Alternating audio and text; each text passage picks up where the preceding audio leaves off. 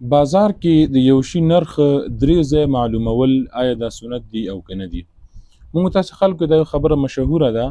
چې کله یو شی سړی اخلي نو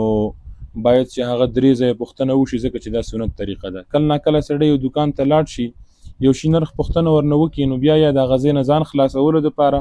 یا خامخا واقعیتا همدغه خبرې ذهن کې چې یاره بل ځای کې هم معلومات وکړمه. نو هغه دکان چې کله د خریدار روان شي د دې ځای نه، نو دکاندار هم ورپسې شاته هغه وکړي چې بالکل یو ځای نه، دوه ځای نه، درې ځای نه، ټول بازار ولټوه، ځکه چې دا نبی رسول الله سنت دی چې یو شی اخلي نو هغه به درې ځای معلوموي. موږ تاسې معاشره کې ډېرې داسې خبرې مشهورې دي چې هغې ته د حدیث نوم ورکول کېږي یا د سنت نوم ورکول کېږي او هغه ثابت نه وي، هغه شانتې نه د حدیث نه ثابت وي نه د هغه سنت په نوم باندې ثابت وي. د هماغه واقعاتو نه، هماغه قصو نه، هماغه خبرو نه یو دا خبره هم ده چې موږ تاسو خلکو څنګه دا خبره مشهوره ده چې سړی لاړ شي دکان ته یا یو شی چې اخلي، نو هغه ځای کې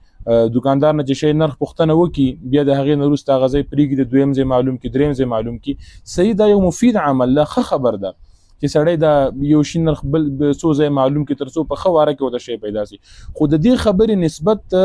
سنت طرف ته کول چې یاره دا کار کول سنت دی، دا روغه خبره نه ده. دغه شانتې نور هم ډېرې داسې خبرې شته، ډېر داسې